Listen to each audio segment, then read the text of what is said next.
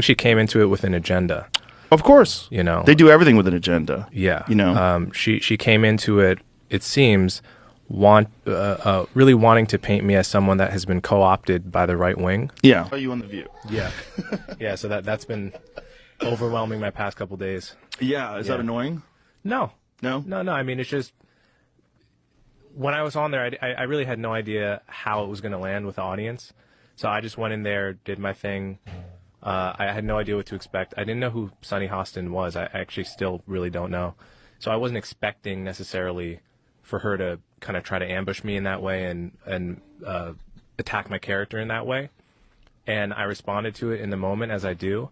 And I didn't expect it to go as viral as it did, but I think it arguably went more viral than anything I've ever done. It's hard for me to totally tell, but I've just got people messaging me almost nonstop for like 4 days afterwards. So a lot of people equate color blindness to I don't see race or to pretending not to see race. I think that's a big mistake. We all see race, right? And we're all capable of being racially biased, so we should all be self-aware to that possibility. My argument is not for that. My argument is that we should try our very best to treat people without regard to race, both in our personal lives and our public policy. Of course. And the reason I wrote this book... Your argument for color blindness, I think, is something that the right has co-opted. And so many in the black community, if I'm being honest with you, because I want to be, believe that you are being used as a pawn by the right and that you're a charlatan of sorts. He's not a Republican. So how do you... He's never voted for a Republican. You've said that you're a conservative. Yes, welcome back. I recently came across this interesting video where Joe Rogan and Koolman sat down for an interview where they discussed this recent clip of Sonny Austin trying to bully him.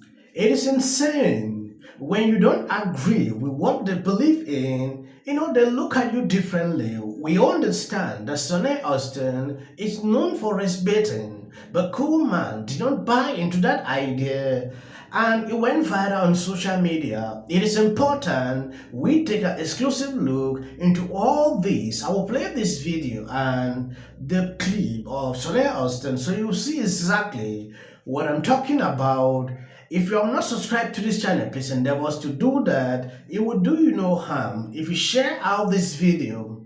We should try our very best to treat people without regard to race, both in our personal lives and our public policy. Of course. And the reason I wrote this book, thank you. The reason I wrote this book is because in the past 10 years, it has become very popular to, in the name of anti-racism, teach a kind of philosophy to our children and in general that says your race is everything, right? And I think that is the wrong way to fight racism, and that's why I wrote this book at this time.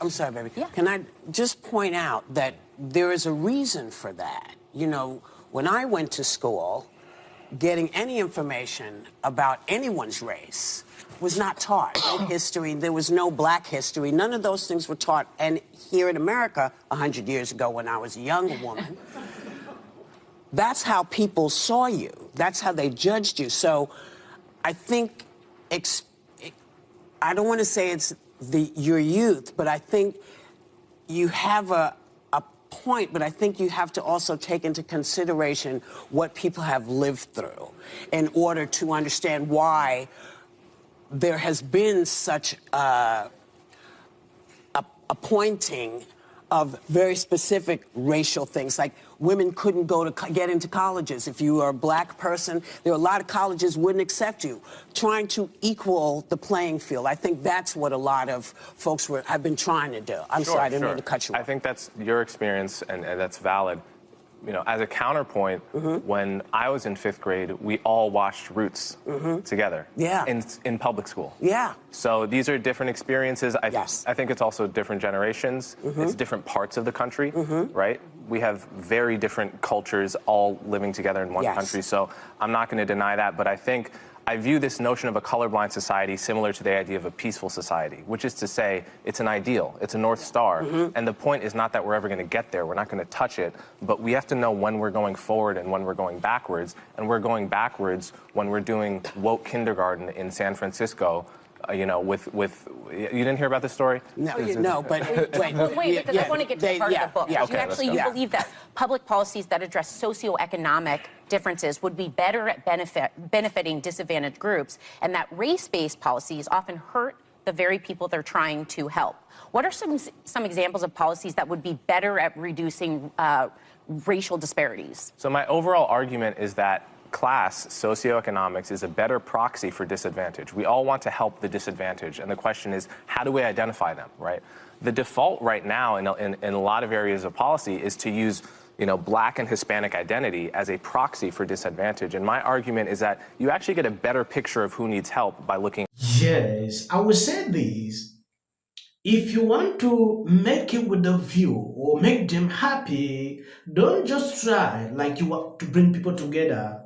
This idea of coexisting does not exist with people from the view. That is what I realized. But why? They share hatred. That is what they do here. I want to call this show the way it is. I don't want to sugarcoat. This guy came with this, notion like peace. We should be able to live together. But they don't like this idea. The book is bringing out, it is vital, important for people to actually see, because I like to admire someone that is trying to bring people together. When I see that you want to divide people the more, I drift away. I didn't want to react to this video, but when I see what he did, try to call out Sonny Austin for what she has been doing for a very long time, I had to react. Why should we not coexist? That is a question. If you look at their way, the way they presented this is the only guy during this argument that is making rightful decisions or rightful points that people should listen to. They spend the whole time, race baiting, cashing out on it. I don't see that to be vitally important. Someone wrote, he is the only person who made any rational argument. The rest of them tried to discredit him, purposefully trying to shut him down. Everyone should watch this segment and call out this show for what it is: hatred, pure hatred. They sell it, like I said. They want hatred toward anybody that want to coexist. That is not acceptable. You have to have hatred for one another. Someone who comes on selling peace, anger them. They are more about dividing than unifying. Somebody coming on their show trying to sell unity, anger them in a way that is frightening. That is it. Why should I even be on a show that say hatred? They don't want peace. They don't want to see people live together. That is what bothers me on a daily basis when I look at these people on The View. I thought they will employ people with different point of view. It is like when you have different point of view, they will not even want you on this show. That is what I've seen. It is crazy though. It is high time people call out these people for who they are. I understand people don't watch this, but it is important. I watch one of these videos for you to express myself the way I'm doing now. Thank you guys for always being there, sharing out my videos. God bless you abundantly.